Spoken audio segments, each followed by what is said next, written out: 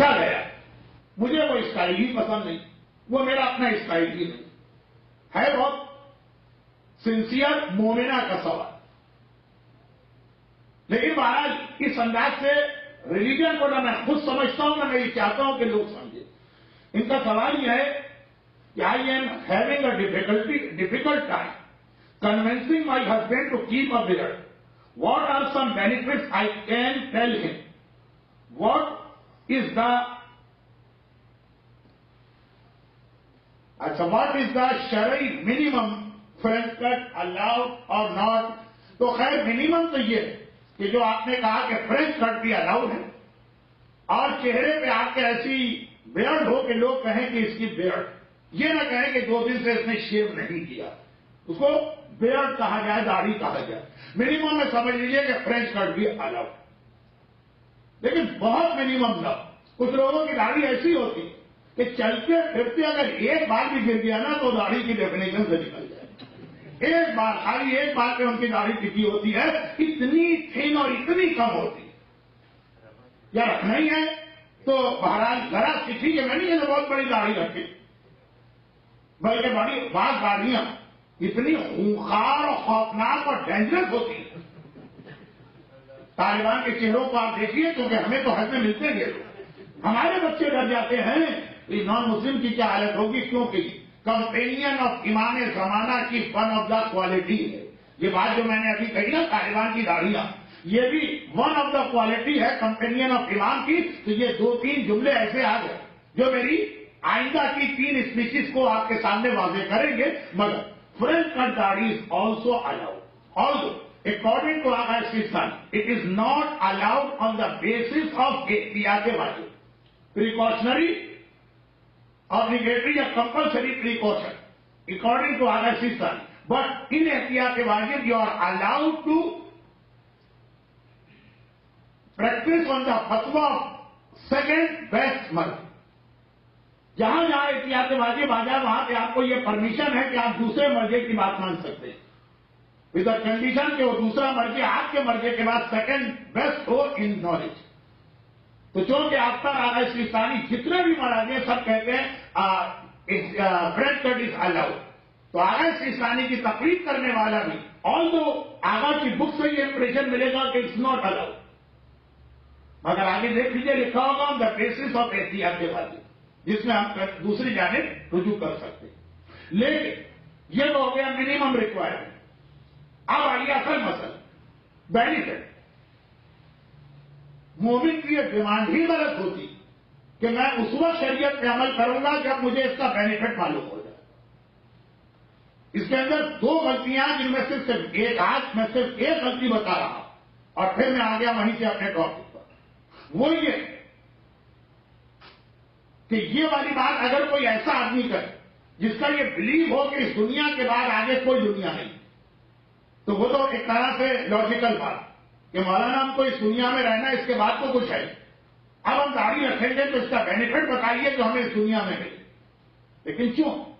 According to مومن اس کی life کے 4 حصے ہوتے ہیں، تو جب تک کہ اسے اپنی فل لائف کی ڈیٹیل پتہ نہ ہو وہ بینیفٹ کی بات بیچ میں کر ہی نہیں سکتا۔ لیکن مومن کی لائف، بلکہ ہر انسان کی لائف کا پہلا مرحلہ ہے جب وہ ماں کے پیٹ میں، سیکنڈ جب اس دنیا میں آئے، تھرڈ جب امام زمانہ آ جائے، اور فورتھ جب وہ مرنے کے بعد قبر و قیامت میں جائے۔ یہ 4 مرحلے۔ بینیفٹ کی بات یہ کہ بعض اوقات کوئی چیز ہم کو ایسی ملتی ہے جو ایک جگہ بینیفٹ نہیں دے رہی لیکن نیکسٹ اسٹیج میں بہت اہم بننے والی۔ تو جب تک کہ ہمیں 4 اسٹیجز کی ڈیٹیل بتانا ہو، ہم یہ نہیں کہہ سکتے کہ اگر آج کوئی چیز جو ہے یوزلیس ہے تو آگے بھی یوزلیس ہو۔ اب آئیے، یہ بھی ذرا سی میں نے کمپلیکیٹڈ بات کہی، میں اس سے پہلے بھی یہ بات پڑھ چکا ہوں، میں ریپیٹ کر رہا ہوں، اس رمضان میں نہیں پڑھا لیکن اہلے میں اس سے پہلے پڑھا، پھر سن لی۔ میری ایک بہت کم سی بالغ ہو گیا تھا جب آیت اللہ رضوہ آغا محسن الحکیم کے بیٹے شہید مہدی الحکیم، جن کا ایک آدھ دفعہ پہلے ذکر آیا، صدام کی حکومت کا بالکل جسٹ اسٹارٹ تھا، بلکہ یہ کہیے کہ فیس سامنے تھا احمد البکر کا، اور صدام اس کا پرائم منسٹر تھا، وہ پریسیڈنٹ تھا، تو اس وقت آغا مہدی الحکیم کے death warrant most wanted person in Iraq, چنانچہ ان پر ہجرت واجب ہو گئی تھی، وہ وہاں سے ہجرت کر کے کراچی آئے تھے، اور پھر کراچی سے ہجرت کر کے دبئی گئے تھے، اور پھر وہاں سے لندن گئے تھے۔ لندن کا واقعہ میں نے ایک دفعہ پڑھا تھا میڈیا کے بارے میں۔ اب آئیے کراچی کا واقعہ، یہ بالکل ارلی 70s کی بات ہے، اور کراچی میں بہت مشہور ایک امام باڑہ آغا خانہ زہرا، شیرازی خاندان جس کو لک آفٹر کرتا ہے، انہی میں سے مرزا علی شیرازی پچھلے مہینے شہید کیے گئے سپاہی صحابہ کے ہاتھوں۔ آغا خانہ زہرا میں آغا مہدی الحکیم کا ویکلی درس ہوا، پھر جب میں بھی وہاں پہنچ گئے، عربی میں لیکچر دیتے تھے لیکن بہت سمپل عربی ہوتی تھی، اور پھر اس کا ٹرانسلیشن۔ تو وہاں کسی نے ایک سوال کیا، انہوں نے ایک ایگزامپل کے ذریعے سمجھائے۔ یہ ایگزامپل جو کہ میرے اصل ٹاپک کو شروع کرنے والی، اس لیے میں یہی آج کا آخری سوال۔ انہوں نے کہا کہ بینیفٹ کی بات تو چلو ہم مان بھی لیں، اول تو اسلام کے واجبات میں ہم اس لیے عمل نہیں کرتے کہ اس میں بینیفٹ ہے، اس میں نقصان ہے۔ اگر آپ کو 100% شیور ہو کہ فلاں کام میں نقصان، مگر امام کہیں کہ کرنا ہے تو ہم کریں گے۔ چھٹے امام نے ایک مومن کے اس سوال کے جواب میں کہ مولا آپ ظاہر کیوں نہیں ہوتے، یہ وہی سوال ہے جو ہم اپنے امام زمانہ سے کرتے رہتے۔ مولا عراق میں اتنے مومنین روزانہ شہید ہو رہے، آپ کیوں ظاہر نہیں ہوتے؟ مولا سامرہ میں آپ کے بابا کے جنازے کو، آپ کے بابا کے روزے کو بم سے اڑا دیا گیا، آپ کیوں ظاہر نہیں ہوتے؟ مولا کراچی کے اندر اتنے مومنین روزانہ مارے جا رہے ہیں، آپ کیوں ظاہر نہیں ہوتے؟ مولا پارا چراغ کے مومنین 4 سال سے ایسے بلاکیڈ میں بیٹھے ہوئے کہ کھانا اور پانی ان کو نہیں مل رہا، آپ کیوں ظاہر نہیں ہوتے؟ یہ سوال ہم بھی اکثر امام سے کرتے۔ ہمارا مقصد امام پہ کرٹیسائز نہیں ہوتا، لاجک معلوم کرنا ہوتا ہے مثلا۔ تو یہی سوال کسی نے چھٹے امام سے کر دیا تھا، امام نے کیا کہا، جاؤ جا کے اس آگ میں بیٹھ جاؤ۔ اب اس کو معلوم ہے 100% آگ میں بیٹھنے کا مقصد نقصان، لیکن اگر مومن ہے تو باہر اٹھ کے یہ نہیں کہے گا مولا پہلے بینیفٹ بتائیے آگ میں بیٹھنے کا۔ کبھی آگ میں بیٹھنے کے بھی بینیفٹ ہوتے ہیں اگر اس کا ٹیمپریچر معقول ہو۔ کیا وہ سوانا اسپا، کیا سوانا میں لوگ جا کے بیٹھتے ہیں، وہی حالت ہوتی ہے مرغی کی اوون میں ہوتی ہے، پسینہ پسینہ ہو رہے، لیکن بینیفٹ پتا ہے جا کے بیٹھ۔ تو مولا آپ ہی کو بینیفٹ بتا دیجیے اس اوون میں بیٹھنے کا، بیٹھ جائیں گے، یہ نہیں کہا، فوراً جا کے مومن بیٹھ گئے۔ تو بعد میں پتا چل گئے کہ اگر امام کے حکم کو فالو کریں گے تو 100% نقصان بھی 100% فائدے میں بدل جائے، لیکن اس نے وہاں پہ پہلے سوال نہیں کیا۔ تو اول تو اسلام کہتا ہی ہے کہ اللہ اور رسول نے حکم دے دیا، اگر ہم کو پتا ہے کہ اس میں نقصان ہے پھر بھی ہمیں عمل کرنا، یہ بینیفٹ والی بات ہی کہاں سے آ گئی؟ لیکن چلے اس کو ایک طرف رکھیں۔ آغا مہدی حکیم نے کہا benefit what do you mean by benefit?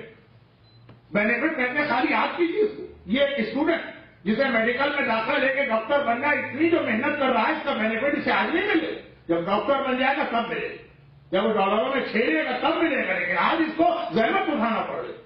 Benefit ہمیشہ ہاتھ کے ہاتھ نہیں ملتا، لیٹر اسٹیج میں۔ اب انہوں نے ایگزامپل، ایک بچہ ماں کے پیٹ میں، ایک بچہ تھے، سارے بچے ماں کے پیٹ سے ہی تو نکل کے آئے، انکلوڈنگ می، ہم سب ماں کے پیٹ میں تھے۔